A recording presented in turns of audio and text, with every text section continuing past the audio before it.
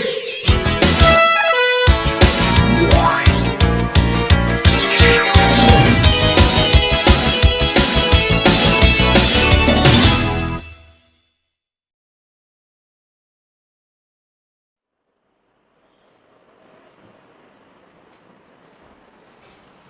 Students, तो आज chapter number 3 का लास्ट वीडियो है। इसके अंदर जो भी हमारे टॉपिक जो रिमेनिंग है, ठीक है, एनामलस प्रॉपर्टीज़, डायगोनल रिलेशनशिप और ऑक्सीडेशन स्टेट या वैलेंसी, वो हम आज कंप्लीट करने वाले हैं। ठीक है, तो फर्स्ट मेथड यहाँ पे मैंने ट्रेंड इन केमिकल प्रॉपर्टीज़ डाला हुआ है। ये सभी जो प्रॉपर्टीज़ है वो केमिकल प्रॉपर्टीज़ ही है। तो फर्स्ट यहाँ पे हम डाल देते हैं वैलेंसी। ठीक है, वैलेंसीज बोल दो या वैलेंसी बोल दो, और ऑक्सीडेशन स्टेट। अब मैंने ये ऑक्सीडेशन स्टेट क्यों लिखा, ये अभी मैं आगे आपको बताऊंगा कि वैलेंसीज और ऑक्सीडेशन स्टेट में डिफरेंस क्या है और यहाँ पे और क्यों लिखा हुआ है। ठीक है, तो हमने ग्रुप 1 पढ़ा हुआ था, एस ब्लॉक ग्रुप 1, जिसकी जो इलेक्ट्रॉनिक कॉन्फ़िगरेशन है NS1, और ग्रुप 2 जिसकी इलेक्ट्रॉनिक कॉन्फ़िगरेशन है NS2। ठीक है, ग्रुप 1 की NS1 और ग्रुप 2 की NS2। यहाँ पे हम ले लेते हैं lithium, sodium, potassium, rubidium, caesium. ठीक है, और यहाँ पे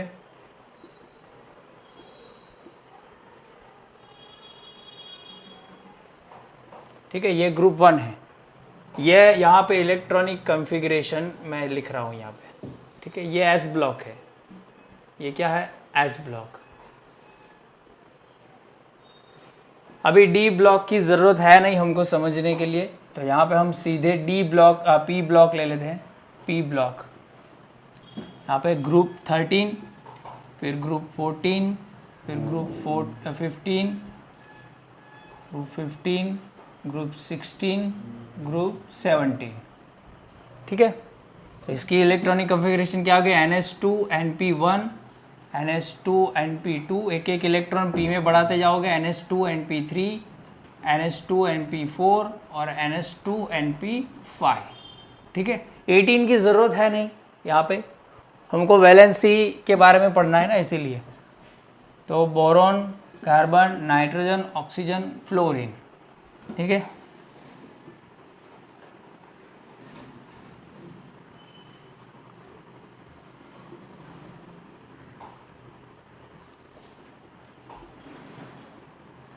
अब यहाँ पे कैसे इसको याद रखना है वो सभी चीज़ें मैं बता चुका हूँ। ठीक है, तो वापस से ये बताऊँगा नहीं। एस्टेटिन या एंटेस्टिन जो भी बोल दो, यहाँ पे इलेक्ट्रॉनिक कॉन्फ़िगरेशन लिख दी। वैलेंसी की मैं डेफिनेशन लिखूँ तो मैं यहाँ पे लिख सकता हूँ the number of electrons present in valence shell. दिख रहा है ना यहाँ पे वीडियो के अंदर कि नहीं दिख रहा? The number of electrons present in valence shell, या फिर और में 8 माइनस इलेक्ट्रॉन्स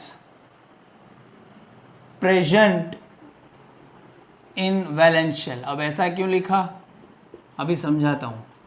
या फिर ये वैलेंसी की ये जो डेफिनेशन है वो ये होगी कि number of electrons present in valence shell, combining power जो आपने अभी तक पढ़ी हुई है 9th और 10th में, कि कंबाइनिंग पावर कितनी होगी, वही वैलेंसी होती है। ठीक है, वैलेंसी यहाँ पे लिख लेता हूँ, सीज निकाल देता हूँ क्योंकि ज़रूरत नहीं है वो। उसे वैलेंसी बोलते हैं कि कितने वैलेंस शेल में कितने इलेक्ट्रॉन है, या 8 माइनस। अब सीधी सी बात है, आप सब जानते हैं कि any element try to fully fill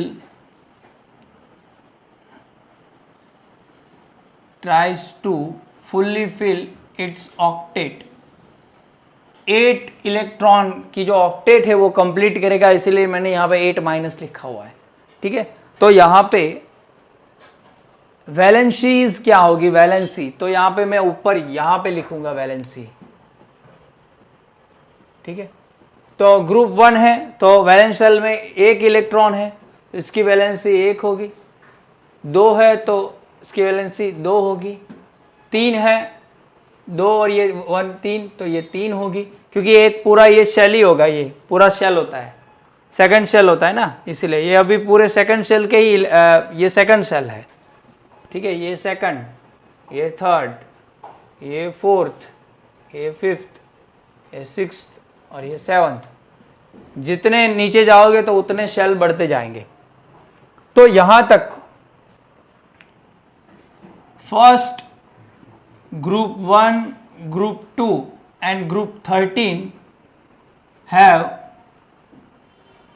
valencies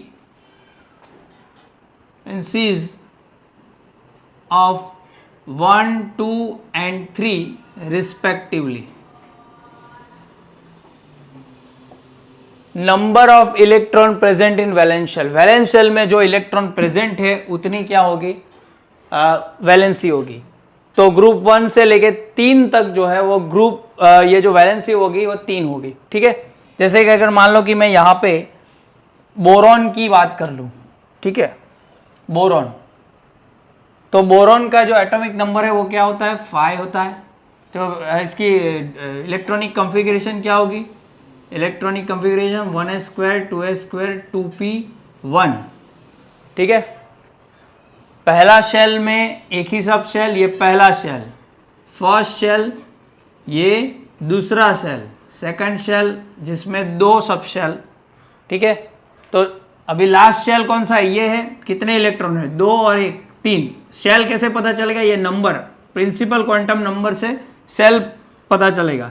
2 2 मतलब कि एक ही शेल की ये सब शेल है, 2 और 1 1 3 हो गई। तो टोटल यहाँ पे क्या है, 3 वैलेंसी है, कितनी है, 3 वैलेंसी है इसकी, या कंबाइनिंग पावर बोल सकते हो, ठीक है। यहाँ पे वैलेंसी कितनी हो गई, 3 हो गई, ठीक है। अब आगे जाओगे तो फिर चेंज हो सकती है, ओके।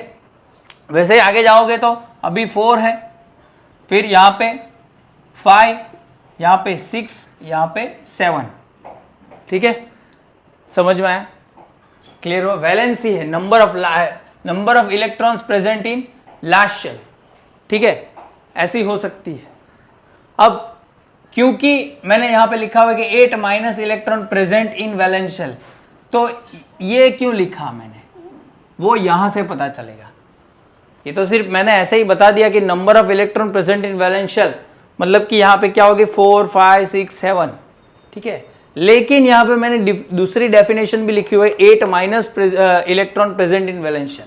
इसका मतलब क्या है, तो सीधी सी बात है, यहां से लेके यहां तक, यहां से लेके यहां तक तो जो फंडा है वो यहां तक क्लियर है, लेकिन इसके बाद का जो फंडा है वो पूरा डिफरेंट है।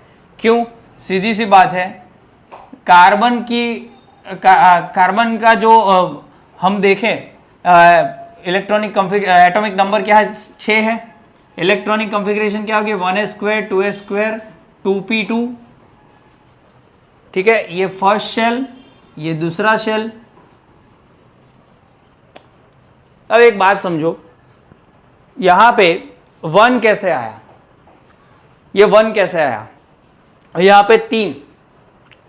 तो सीधी सी बात है, अगर मैं मानो कि मैं यहां पे लिथियम की बात कर लूं, ठीक है, या फिर सोडियम की, सोडियम का एटॉमिक नंबर होता है 11, ठीक है। तो 11 अगर मैं यहां पे प्लेस करूंगा, ठीक है, 2 यहां पे, फिर 8 यहां पे और 1 यहां पे, मतलब कि पहले शेल में 2 रहेंगे, दूसरे शेल में 8 रहेंगे, ये 8 और एक 11 वाला बाहर रहेगा। तो उसको ऑक्टेट कंप्लीट करने के लिए यहाँ पे कितने इलेक्ट्रॉन चाहिए, तो यहाँ पे उसको ऑक्टेट कंप्लीट करने के लिए +7 इलेक्ट्रॉन रिमेनिंग है, मतलब कि 7 इलेक्ट्रॉन चाहिए। अब सीधी सी बात है, सोडियम जो है वो इतने ज़्यादा इलेक्ट्रॉन जो है वो ले नहीं सकता, मिल ही नहीं सकते इतने ज़्यादा। तो उससे अच्छा है कि ये वो दे दो, ये दे देता, तो अच्छा रहेगा ना। अगर ये दे देगा तो फिर ये पूरा शेल खत्म हो जाएगा। अगर मानो कि दे दिया तो Na+ हो गया, तो अभी ये पूरा शेल निकल जाएगा, क्योंकि ये तो हाइपोथेटिकल है, जहाँ पे इलेक्ट्रॉन घूमेगा वहाँ पे शेल बन जाएगा।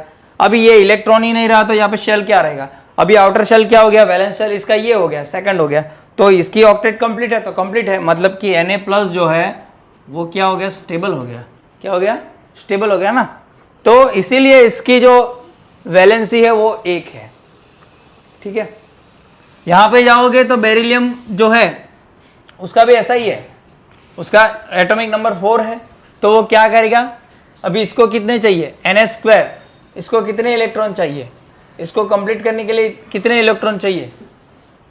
2 है, तो 6 इलेक्ट्रॉन चाहिए, तो 6 इलेक्ट्रॉन कहां से लेके आएगा? उससे अच्छा है कि 2 दे देंगे, 2 दे देंगे, इसीलिए इसकी 2 है।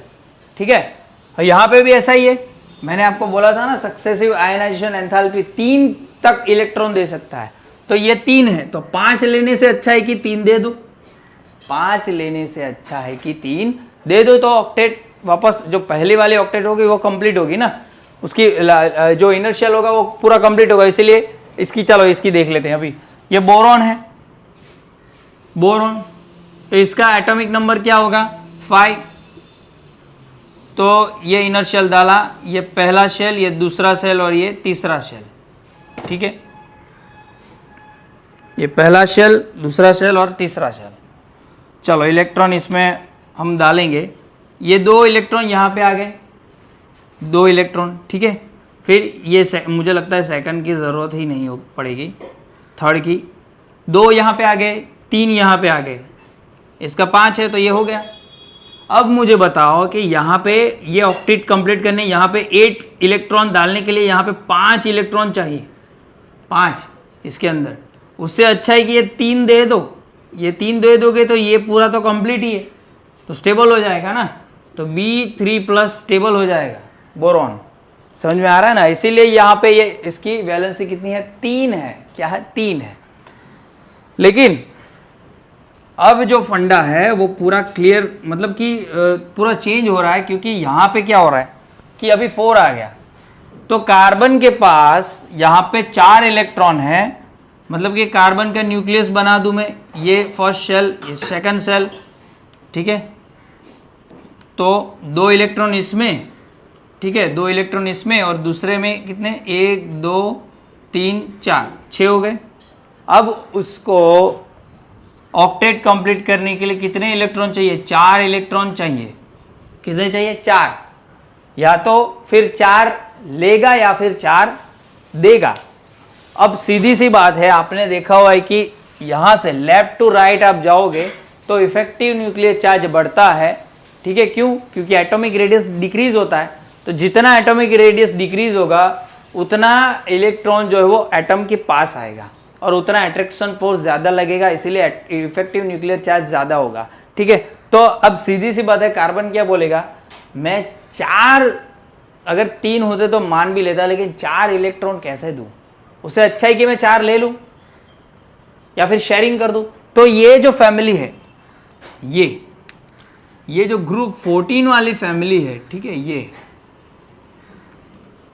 ये ग्रुप 14 वाली फैमिली है, उस यहां से हम क्या करेंगे? 8- वैलेंस शेल इलेक्ट्रॉन, यहां पे ये क्या है? वैलेंस शेल इलेक्ट्रॉन है। वैलेंस शेल इलेक्ट्रॉन कितने हैं प्रेजेंट, वो डालेंगे यहाँ पे, तो 8 - 4 है, तो 4 इसकी वैलेंसी होगी। मतलब कि सीधी सी बात बोलूं तो ये सभी जो है वो इलेक्ट्रॉन शेयरिंग करेंगे। क्या करेंगे? शेयरिंग करेंगे टू फॉर्म अ बॉन्ड। आपने 10th स्टैंडर्ड में भी देखा होगा, चैप्टर नंबर 5 के अंदर कार्बन शेयरिंग करता है, और शेयरिंग से कौन सा बॉन्ड बनता है?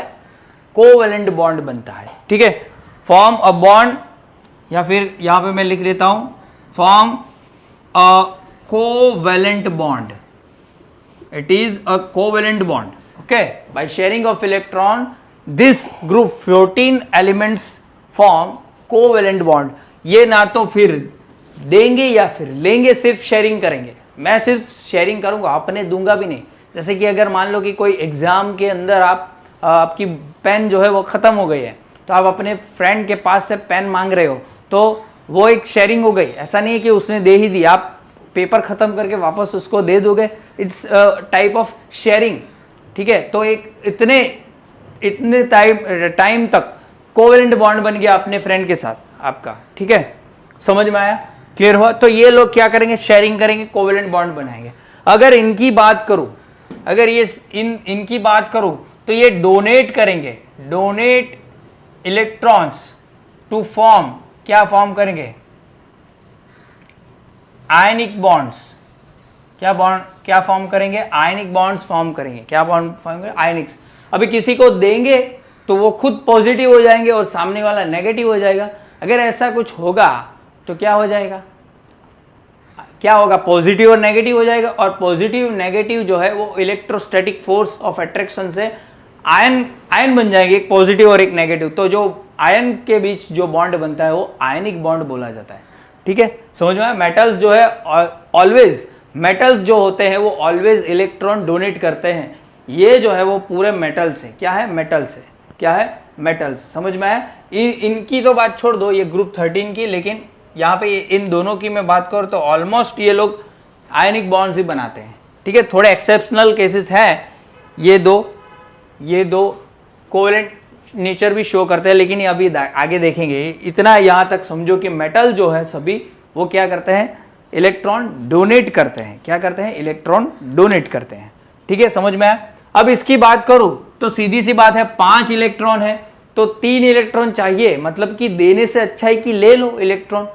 3 इलेक्ट्रॉन कोई दे रहा है तो हाँ एग्जिस्ट करते हैं, ये लोग करते हैं ना, तो उससे अच्छा है कि 5 इलेक्ट्रॉन मैं क्यों दूं, मेरा ज्यादा है, इलेक्ट्रॉन देने से अच्छा है कि ले लो। तो इसकी जो वैलेंसी होगी वो क्या होगी, यहाँ पे मैं लिख रहा हूँ, ये रेड से लिख लेता हूँ, 8 - 4 4, 8 - 5 क्या हो जाएगा, 3 हो जाएगा। क्या हो जाएगा, 3, ठीक है। वैसे ही ये लोग क्या करेंगे, अभी तो 6 इलेक्ट्रॉन हो गए, तो उससे अच्छा है कि ले लो, 6 इलेक्ट्रॉन देने से अच्छा है। तो क्या होगा, 6 है तो 2 ले लो, तो इसकी क्या हो जाएगी, 2 हो जाएगी।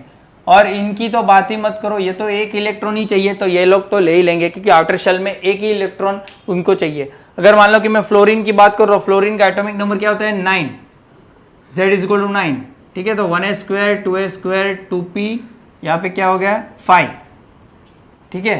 तो यहाँ पे देखो 5 और 2 7, ऑक्टेट कंप्लीट करनी, 1 इलेक्ट्रॉन चाहिए, तो ये 7 देने से अच्छा है कि 1 इलेक्ट्रॉन ले लेगा। इसलिए यहाँ पे हमने क्या किया, 8 - 7 = 1, समझ में आया। इसलिए मैंने लिखा था यहाँ पे 8- valence electron present in valence shell, मतलब कि ऑक्टेट कंप्लीट करने के लिए कितने इलेक्ट्रॉन चाहिए। यहाँ पे क्यों ऐसा हुआ, क्योंकि इलेक्ट्रॉन लेना है वो बहुत ही इलेक्ट्रॉन ज्यादा है, उससे अच्छा है कि दे दो। लेकिन यहाँ पे क्या हो रहा है, यहाँ से यहाँ पे क्या हो रहा है कि लेने की जो अमाउंट है, electron numbers of electrons are less, यहाँ पे क्या है, कम है। यहाँ पे ये जो वैलेंस शेल के इलेक्ट्रॉन है वो ज्यादा है, लेने जो इलेक्ट्रॉन उसको चाहिए उससे बहुत ही ज्यादा है, तो वो लोग देंगे नहीं, ले लेंगे, समझ में आ गया। तो इसका ट्रेंड आप देखोगे तो ट्रेंड क्या हुआ, तो ट्रेंड यहाँ पे मैं लिख लेता हूं, ट्रेंड। अब ये तो वैलेंसी की बात हो गई, आगे हम बात करेंगे। अब ट्रेंड की बात करो तो यहाँ पे क्या हो रहा है कि फ्रॉम लेफ्ट टू राइट, यहाँ पे L और R लिख रहा हूं मैं यहाँ पे, या फिर L to R लिख लेता हूं, to write till group 14 valency increases, then group 14 to group 17 valency decreases। यहां से यहां तक क्या हो रहा है, 1 2 3 4 तक बढ़ रही है, उसके बाद क्या हो रही है, 3 2 1 हो गए, मतलब कि डिक्रीज हो रही है। समझ में आया, इतना क्लियर हुआ, ओके। कोई भी डाउट इसके अंदर, 1 या 2 बार देखोगे तो ज़्यादा पता चल जाएगा, सीधी सी बात है। अपने को 100 रुपीज़ कंप्लीट करने हैं, अपने पास 80 रुपीज़ हैं, ठीक है। तो इससे हमको किसी के 100 रुपीज़ कंप्लीट, उसको 20 रुपीज़ चाहिए, हमको 20 रुपीज़ चाहिए 100 रुपीज़ कंप्लीट करने के लिए, और उसके पास 20 रुपीज़ है, 80 रुपीज़ उसको चाहिए 100 कंप्लीट करने के लिए। तो उससे अच्छा है कि उसको दे, वो दे दे हमको, चलो तू 20 रुपीज़ ही चाहिए, तू मुझको दे दे, मेरे 100 रुपीज़ कंप्लीट हो जाएंगे। तो उस वैसा ही फंडा है यहाँ पे। समझ में आया इतना? Okay, clear? तो अभी ये निकाल लेता हूँ मैं। अब बात करते हैं कि क्यों मैंने और ऑक्सीडेशन स्टेट लिखा, क्यों ऐसा लिखा। ठीक है, अब यहां पे देखो, हम बात करते हैं इसकी, मतलब कि ग्रुप 15 का एक एग्जांपल ले लेते हैं।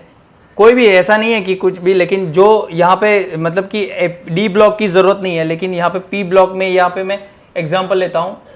एग्जांपल फॉस्फोरस का एग्जांपल लेता हूँ कि फॉस्फोरस जो है वो PH3 बनाता है। क्या बनाता है? PH3।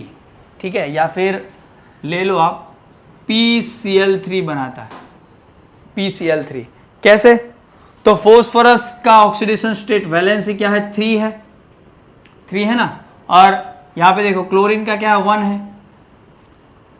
तो अभी इसके पास 3 हाथ है, इसके पास मान लो कि 3 हाथ है ऐसे हैंडशेक करने के लिए। क्लोरीन अकेला उसके पास एक ही हाथ है, तो उसके साथ हैंडशेक करने के लिए दूसरा क्लोरीन भी चाहिए और इसके साथ तीसरा क्लोरीन भी चाहिए। इसलिए एक फॉस्फोरस जो है वो 3 क्लोरीन के साथ एट कंटिन्यूसली, एक साथ साइमल्टेनियसली जुड़ सकता है। ठीक है, सेटिस्फाई होगी तभी सेटिस्फाई होगी। समझ में आया? इसलिए PCl3 बनाया हुआ है। ठीक है, लेकिन जब फर्दर स्टडी हुई केमिस्ट्री के अंदर, तब पता चला कि यहाँ पे PCl5 भी बन रहा है, मतलब कि PCl5 भी एग्जिस्ट करता है, अल्सो एग्जिस्ट, ये भी एग्जिस्ट करता है। अब सीधी सी बात है, अब समझो कि पहले तो ये PCl3 था, तो इसकी वैलेंसी जो है इसको समझाता था कि 3 है, लेकिन PCl5 में तो ये तो वैलेंसी बहुत बढ़ गई, ज़्यादा हो गई, मतलब कि अभी इसकी जस्टिफाई नहीं करता। ठीक है, तो इसका मतलब क्या है? तो मैं यहाँ पे लिख लेता हूँ, ग्रुप नहीं, D block and F block elements as well as sum of P block elements shows multiple valencies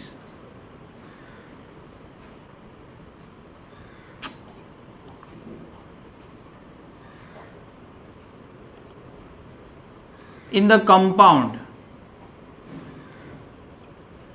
इससे हमें क्या पता चला कि डी ब्लॉक और एफ ब्लॉक के जो एलिमेंट्स है, जो हम 12th के अंदर पढ़ेंगे, ये जो डी ब्लॉक और एफ ब्लॉक के एलिमेंट्स है, वो भी क्या करते हैं? मल्टीपल वैलेंसीज शो करते हैं। मतलब कि ये 3 भी शो करेगा और 5 भी शो करेगा। यहाँ पे इसकी वैलेंसी क्या होगी? 5 होगी, क्योंकि क्लोरीन की 1 ही होती है। ठीक है, तो एक से ज्यादा वैलेंसी शो करता है, इसकी 3 है तो 3 ही शो करना चाहिए, लेकिन यहाँ पे तो 5 ही शो कर रहा है।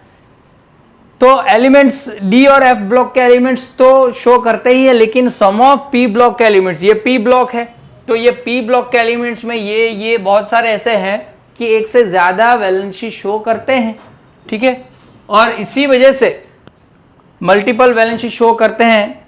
That's why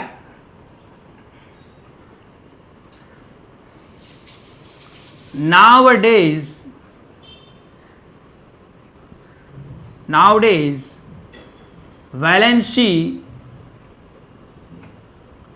is taken as charge on atom।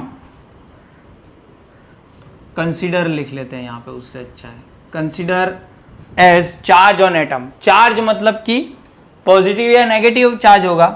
So it is either positive charge और नेगेटिव चार्ज। अब चार्ज अगर कंसीडर होता है,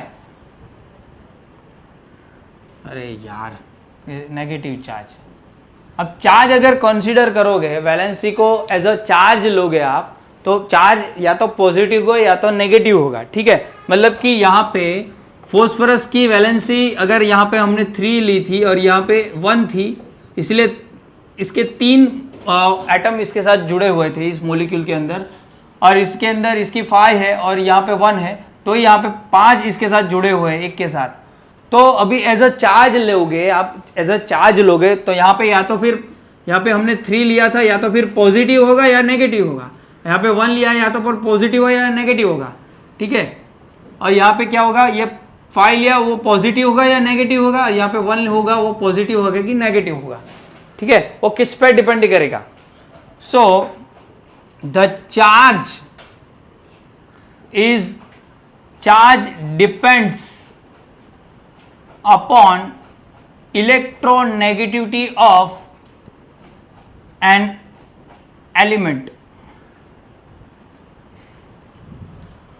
चार्ज जो होगा वो इलेक्ट्रोनेगेटिविटी पे डिपेंड करेगा। अब इलेक्ट्रोनेगेटिविटी क्या है, लास्ट वीडियो में मैंने बताया हुआ है कि to attract the shared pair of electron towards an atom, किसी भी एटम या एलिमेंट की जो इलेक्ट्रोनेगेटिविटी होगी वो क्या होगी, power to attract the shared pair of electron. जो भी जो इलेक्ट्रॉन है ना, जो बॉन्ड के अंदर इलेक्ट्रॉन होंगे उसको अपनी तरफ खींचेगा, वही क्या बोली जाएगी, इलेक्ट्रोनेगेटिविटी बोली जाएगी, ठीक है। तो यहाँ पे क्या होगा, +3 होगा या -3 होगा, यहाँ पे +1 होगा या -1, यहाँ पे +5 होगा या -5, यहाँ पे +1 होगा या -1 होगा, वो हम यहाँ पे देखने वाले हैं, ठीक है।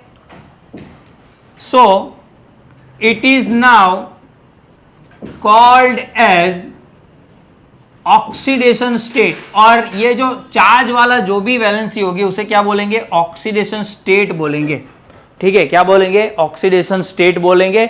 यहां से वैलेंसी खत्म, अब से ऑक्सीडेशन स्टेट बोलेंगे। यहां पे वैलेंसी खत्म, क्योंकि वैलेंसी आपने देखी होगी 9, 10 के अंदर कंबाइनिंग पावर है, लेकिन यहाँ पे तो यहाँ पे एक से ज्यादा कंबाइनिंग पावर हो गई, और आउटर शेल में इलेक्ट्रॉन तो उतने ही है, ठीक है ना।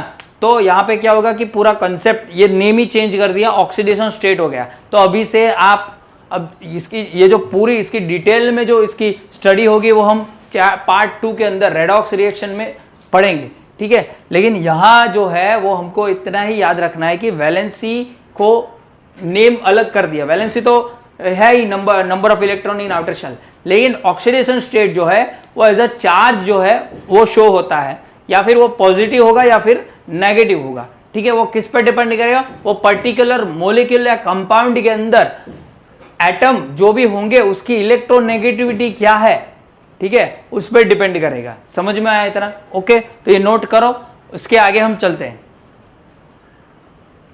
अब यहां पे मैंने बोला कि ऑक्सीडेशन स्टेट, अभी ये ऑक्सीडेशन स्टेट बोला जाएगा, ठीक है, अभी वैलेंसी नहीं बोलूंगा।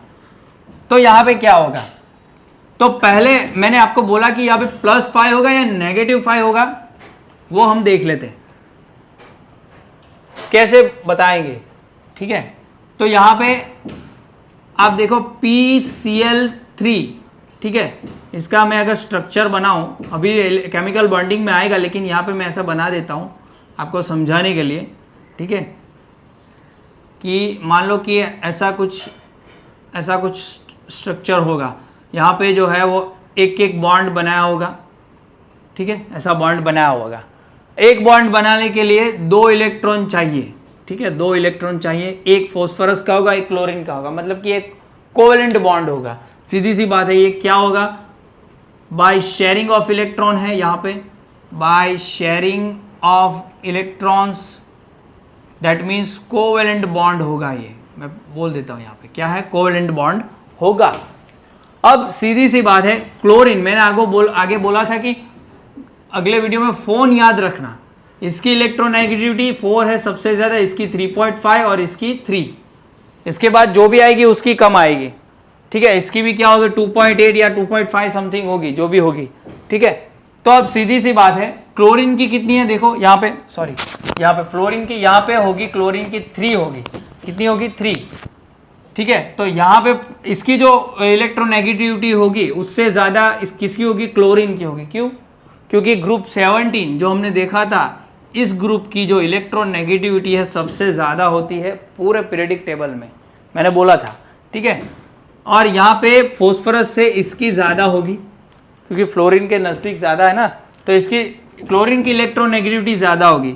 तो ये क्या करेगा, यहाँ पे फोस्फरस का इलेक्ट्रॉन है, यहाँ पे क्लोरीन का इलेक्ट्रॉन है, यहाँ पे फोस्फरस का, यहाँ पे क्लोरीन का, यहाँ पे फोस्फरस, यहाँ पे क्लोरीन, तो ये क्लोरीन क्या करेगा, अपनी तरफ खींचेगा, ये दोनों इलेक्ट्रॉन को अपनी तरफ खींचेगा। जैसे मैंने हाइड्रोजन फ्लोराइड HF वाला बताया था, अपनी तरफ खींचेगा, क्योंकि इसकी इलेक्ट्रोनेगेटिविटी इससे ज़्यादा है, इससे ज़्यादा है इसकी इलेक्ट्रोनेगेटिविटी, मतलब कि power to attract the shared pair of electron, ये दोनों इलेक्ट्रॉन को अपनी तरफ खींचेगा।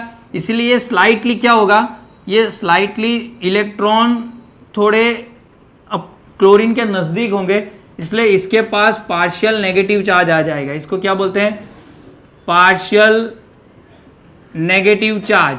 क्या बोलेंगे, पार्शियल नेगेटिव चार्ज। वैसे ही यहाँ पे भी क्या होगा, इसको ऐसे शो करते हैं, इसको कैसे शो करते हैं मैं बता देता हूँ।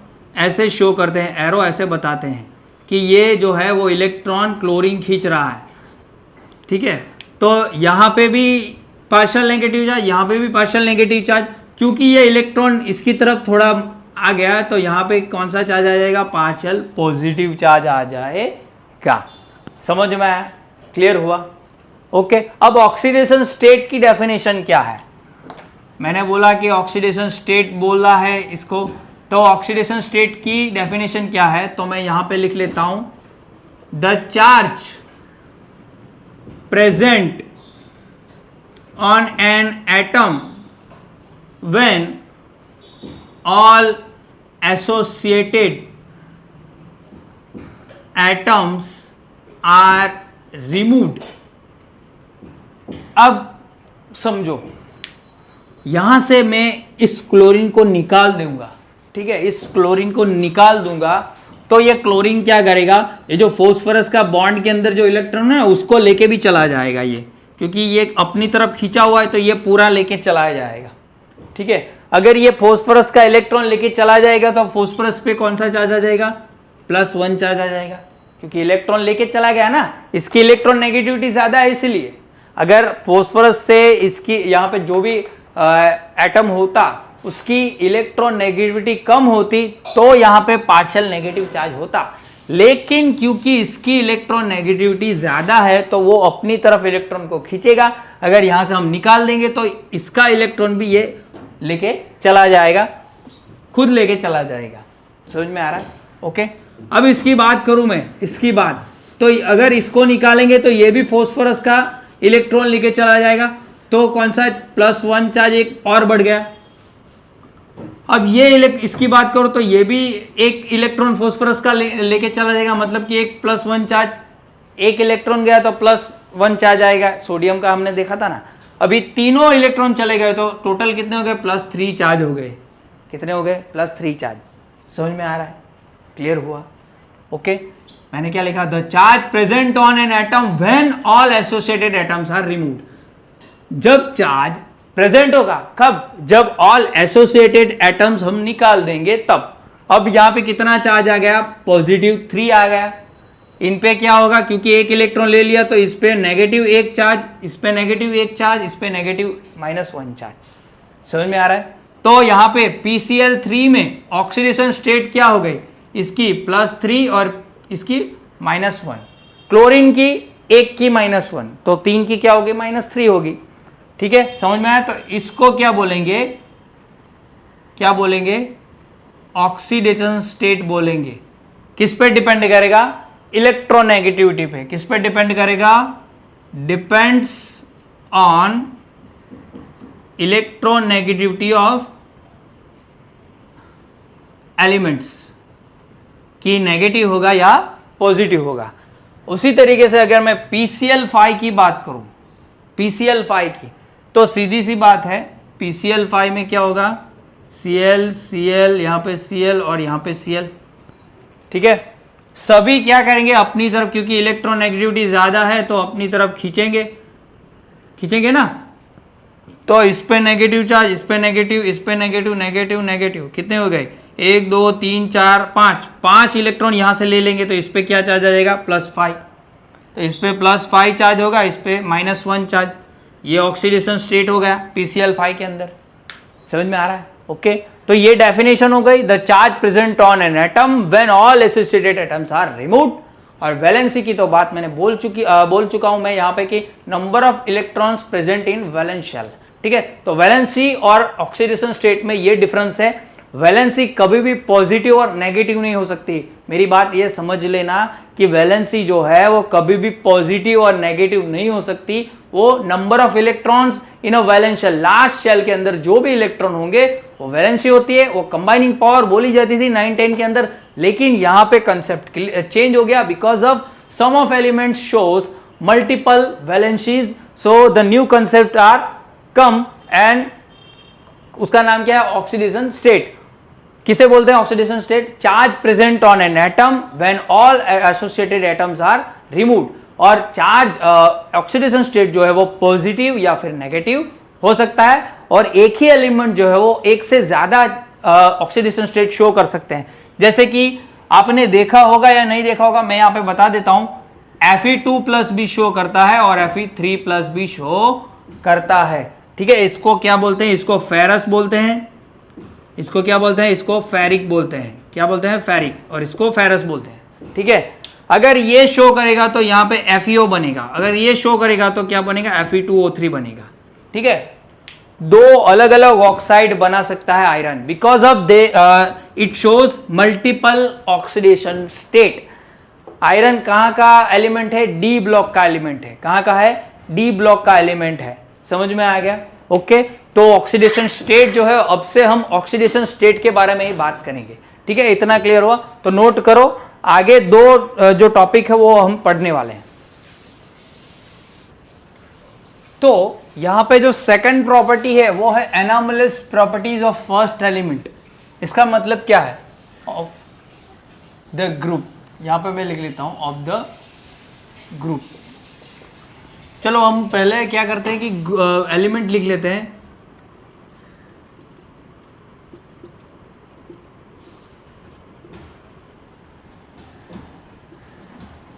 कार, स्कूटर, आप, राजी, ठीक है। ये ग्रुप यही मैं ले रहा हूं, पी ब्लॉक नहीं लिख रहा हूं यहाँ पे, यहां से ही मैं समझा दूंगा। तो यहाँ के जो पहले एलिमेंट है, ये जो ग्रुप का मुखिया है, ये ग्रुप 1 है और ये ग्रुप 2 है, एस ब्लॉक का एलिमेंट है। तो ये जो दोनों ग्रुप के मुखिया हैं, उनकी जो प्रॉपर्टी है, प्रॉपर्टीज आर डिफरेंट। क्या है?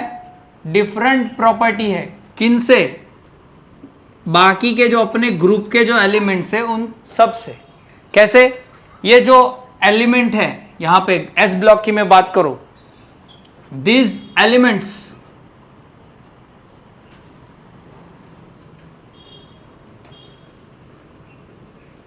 donate electrons to form ionic bonds, that means ionic in nature. वो सभी जो एलिमेंट है ये यहां से लेके यहां तक, यहां से लेके यहां तक, वो सभी क्या है? मेटल्स हैं और आयनिक है इन नेचर में, डोनेट करेंगे इलेक्ट्रॉन। लेकिन ये दो lithium and beryllium have covalent nature. Covalent nature का मतलब क्या है? यहां पे मैं लिख लेता हूं, कोवेलेंट नेचर का sharing of electron to form covalent bond. अब ये चीज तो पूरी कार्बन फैमिली जैसी हो गई ना, कि ये दो जो है वो क्या करेंगे? शेयरिंग करेंगे इलेक्ट्रॉन की, कोवेलेंट नेचर शो करते हैं। लेकिन ये लोग जो है वो क्या शो करते हैं? आयनिक नेचर शो करते हैं। ये अपने ग्रुप में क्या होगा? पूरे ग्रुप से पूरा डिफरेंट प्रॉपर्टी शो करेगा। इवन ये जो है अपनी ग्रुप से पूरी डिफरेंट प्रॉपर्टी शो करेगा, ठीक है। उसे क्या बोला जाता है? Anomalous properties of first group, first element of the group. यहां पे लिखना हो तो लिख सकते हो कि the first element of each group shows some different properties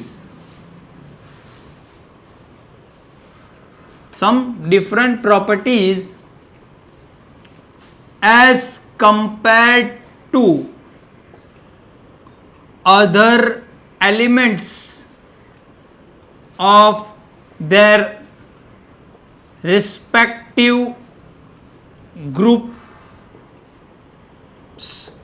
उनके रिस्पेक्टिव ग्रुप के अंदर जो भी एलिमेंट है उससे जो पहला जो एलिमेंट होगा वो कुछ ना कुछ डिफरेंट प्रॉपर्टी शो करेगा। और यही चीज किस में फॉलो होगी? ग्रुप 1, यहां पे मैं लिख लेता हूं group 1, group 2 and group 13 to group 18। यहां पे क्या होगा? This trend is followed. यहां पे क्या होगा? फॉलोड होगा। ग्रुप 1 और ग्रुप 2, ग्रुप 1 और ग्रुप 2 में शो होगा और ग्रुप 13 टू ग्रुप 18 में शो होगा।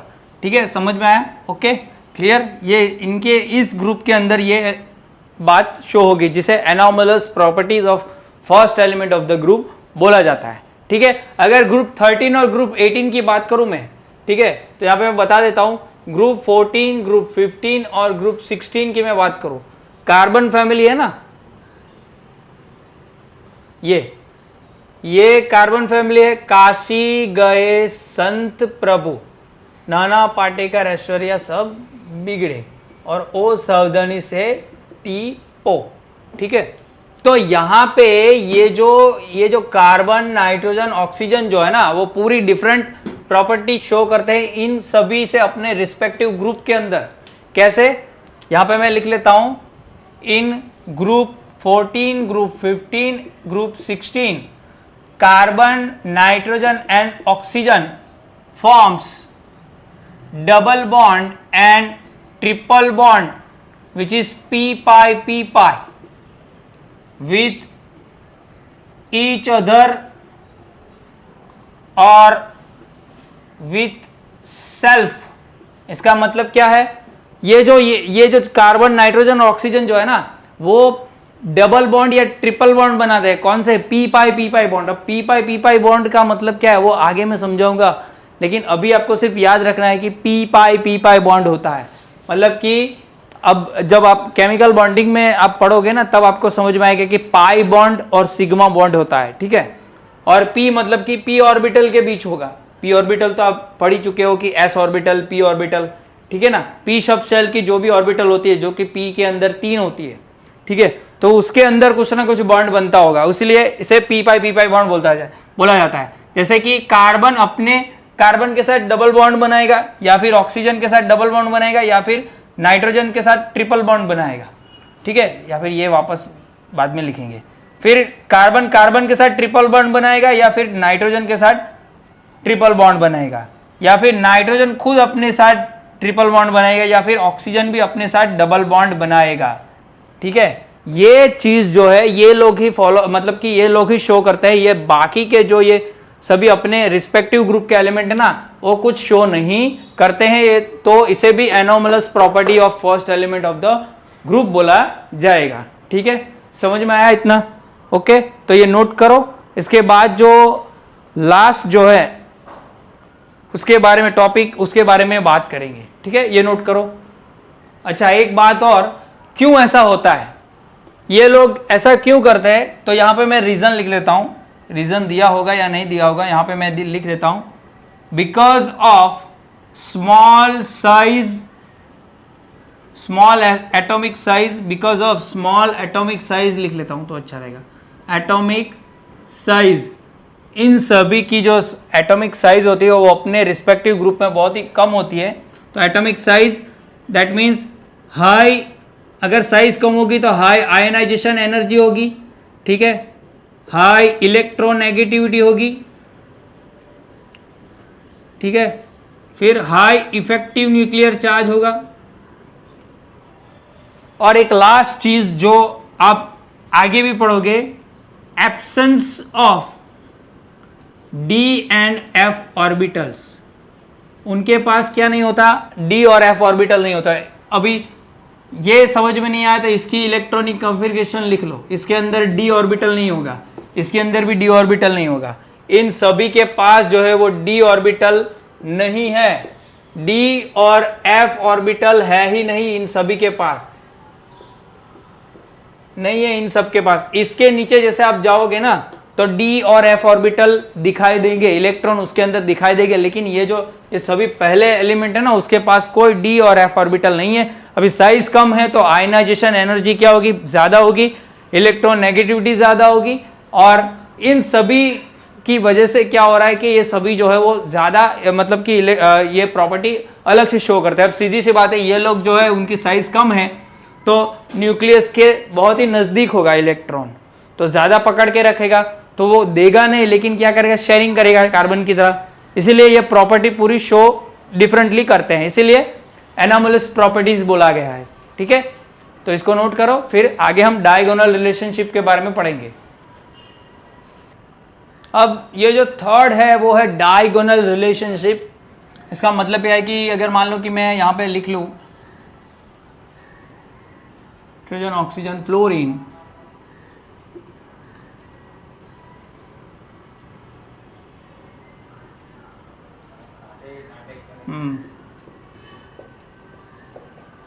तो यहाँ पे डायगोनल मतलब कि ये जो आप रेक्टेंगल के अंदर जो ड्रॉ करते हैं ना, दो पॉइंट्स को जोड़ता है वो अपोजिट, उसे डायगोनल बोलते हैं। तो यहाँ पे भी ऐसा ही है, डायगोनल रिलेशनशिप मतलब कि ऐसी क्रॉस, ठीक है, ऐसी क्रॉस। सिर्फ एक ही एग्जांपल यहाँ पे मैं समझाता हूं, ये और ये, ठीक है। द फर्स्ट एलिमेंट, या फिर यहाँ पे थोड़ा डिफरेंट लिख लेते हैं, डायगोनल रिलेशनशिप किसे बोलते हैं उसकी डेफिनेशन बोल दो। The properties of first element of a group is similar with the second element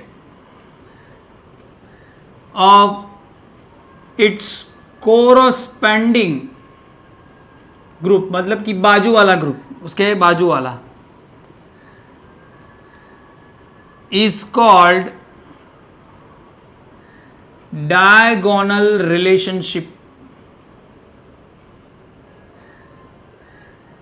क्या बोलेंगे, डायगोनल रिलेशनशिप बोलेंगे। ठीक है, यहां पे लिथियम और मैग्नीशियम की प्रॉपर्टी सेम होगी, बोरॉन एल्यूमिनियम की, सॉरी यहां पे बैरियम होगा, बेरिलियम, सॉरी बेरिलियम और एल्यूमिनियम की, बोरॉन, सिलिकॉन की, कार्बन, फास्फोरस की, नाइट्रोजन, सल्फर की, ऑक्सीजन, क्लोरीन की। क्यों ऐसा, क्योंकि इनकी साइज में कुछ क्या ज्यादा डिफरेंस नहीं है। क्या है, साइज के अंदर कुछ डिफरेंस नहीं है। क्यों नहीं है, क्योंकि इसकी जो है वो एटॉमिक रेडियस 152 पिकोमीटर है और इसकी जो है वो 160 पिकोमीटर है, शायद एक बार देख लेता हूं मैं, 152, हाँ, और ये 160 पिकोमीटर है। ठीक है, इवन मानो कि अगर Li प्लस बनाएगा और Mg2 प्लस बनाएगा ना, तो इसकी 76 पिकोमीटर है और इसकी 72 पिकोमीटर है, तो ज्यादा डिफरेंस नहीं है। ठीक है, इसीलिए क्या होता है कि अगर एटॉमिक रेडियस में डिफरेंस नहीं होगा तो सीधी सी बात है कि आयनाइजेशन एंथैल्पी, इलेक्ट्रॉन नेगेटिविटी, फिर कुछ दूसरी बात कर लो इलेक्ट्रॉन गेन एंथैल्पी, तो ये सभी चीजें जो है उसमें ज़्यादा डिफरेंस नहीं आएगा। अगर इसमें डिफरेंस नहीं आएगा तो फिर केमिकल प्रॉपर्टी में कैसे डिफरेंस आएगा। ठीक है, तो यहाँ पे मैं लिख लेता हूं, because of the similarity of atomic radius of these elements, they show similar properties। ये लोग क्या शो करते हैं, सिमिलर प्रॉपर्टीज, मतलब कि अगर एटॉमिक रेडियस सेम है तो इसकी आयनाइजेशन एंथैल्पी भी सेम होगी, इलेक्ट्रॉन नेगेटिविटी नियरली सेम होगी, और अगर बोल सकते हो कि आप इसकी जो इलेक्ट्रॉन गेन एंथैल्पी वो भी सेम होगी, क्योंकि सभी जो डिपेंड करते हैं किस पे, एटॉमिक रेडियस पे। मैंने पहला बोला हुआ था कि एटॉमिक रेडियस समझ लिया तो वो सभी चीजें आपको समझ में आ जाएगी। ठीक है, तो यहाँ पे हमने डायगोनल रिलेशनशिप भी कंप्लीट कर दिया, और ये जो चैप्टर की जो मतलब लास्ट टॉपिक था वो यहाँ पे हमने कंप्लीट कर लिया, मतलब कि चैप्टर कंप्लीट कर दिया। ठीक है, इसके बाद जो है वो केमिकल बॉन्डिंग पे मैं जाऊँगा, आपकी जो भी एनसीईआरटी की जो एक्सरसाइजेज है, क्योंकि वो कराऊंगा तो बहुत ही मतलब कि लेट हो जाएगा, इसलिए केमिकल बॉन्डिंग पहले करा रहा हूँ यहाँ पे। और इसके बाद का जो केमिकल बॉन्डिंग है वो बहुत ही इंपॉर्टेंट है 12th के लिए भी और कंसेप्ट क्लियरेंस के लिए भी। अगर ये आपको ये केमिकल बॉन्डिंग समझ में नहीं आएगा तो कुछ भी समझ में नहीं आएगा, ठीक है। और इसकी जो एनसीईआरटी एक्सरसाइजेज है वो उसकी जो पीडीएफ है मैं डाल दूंगा, क्योंकि उसमें फिर टाइम वेस्ट ज़्यादा नहीं करेंगे, क्योंकि कंसेप्ट बिल्डअप करना है ना। इसीलिए अगर कोई क्वेश्चन होगा तो मुझे आप सीधे पूछ सकते हो, मैं आपके जो कंसेप्ट मतलब कि क्लियरेंस करा दूंगा जो भी होगा वो, ठीक है। क्योंकि टाइम बहुत ही मतलब कि हमने बहुत ही लेट स्टार्ट किया हुआ है, तो जैसे बने 4 से 5 चैप्टर कंप्लीट हो जाएंगे तो अच्छा है, क्योंकि 7वां चैप्टर जो है वो बहुत ही बड़ा हुआ है, इक्विलिब्रियम बहुत ही बड़ा है, ठीक है। और जो थर्मोडाइनमिक्स चैप्टर है वो भी बहुत ही बड़ा हुआ है, ठीक है। तो ये सभी मतलब कि टाइम ज़्यादा लेते हैं, 1 या 1.5-2 महीना ले लेते हैं कंप्लीट होने के लिए। और आधा चैप्टर जो है वो आई थिंक तो पार्ट 1 में आ जाएगा इक्विलिब्रियम वाला, ठीक है।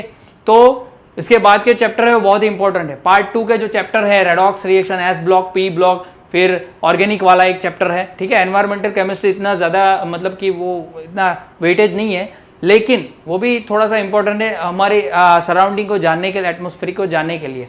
लेकिन जो 12th जो केमिस्ट्री है आप फ्यूचर में पढ़ोगे तो उससे जो मतलब कि जुड़े हुए हैं सभी टॉपिक, वो सभी टॉपिक पार्ट 2 में आएंगे आपको, ठीक है। आईयूपीएससी नोमेनक्लेचर भी आएगा आपका, ऑर्गेनिक चैप्टर जो भी आएगा वो भी आपको बहुत ही अच्छी तरीके से मैं पढ़ाऊंगा, जिससे आपका कंसेप्ट जो है वो एकदम मजबूत हो सके, ठीक है। तो एनसीईआरटी पे अब ज्यादा फोकस मैं कर तो मतलब कि एक्सरसाइजेस पे ज्यादा फोकस कर रहे हैं, लेकिन जिसकी पढ़ानी है वो ही मैं पढ़ा रहा हूँ, ठीक है। इसमें फिर ज्यादा टाइम वेस्ट नहीं करेंगे, पहले क्या करेंगे, थोड़ा कंसेप्ट जो है वो बिल्डअप कर लेंगे। इससे आप खुद ब खुद अपनी जो ये है अपना मतलब कि अपनी जो लेवल है वो बढ़ा सकते हो एनसीईआरटी एक्सरसाइज में। थियोरेटिकली जो भी एनसीईआरटी की एक्सरसाइज होगी वो मैं पूरी पीडीएफ डाल दूंगा, ठीक है। तो उससे ज़्यादा मतलब कि उस पर ज़्यादा टाइम वेस्ट नहीं करना है, ठीक है। तो जल्दी से हम केमिकल बॉन्डिंग स्टार्ट कर लेंगे। केमिकल बॉन्डिंग भी बहुत ही बड़ा चैप्टर है, ज़्यादा से ज़्यादा हम चैप्टर कंप्लीट करने के उसके बाद एनसीईआरटी एक्सरसाइज भी हम कर सकते हैं, ठीक है। तो ये टॉपिक यहाँ पे खत्म, चैप्टर भी खत्म। इसके रिगार्डिंग कोई भी क्वेश्चन दो, you can ask me, okay.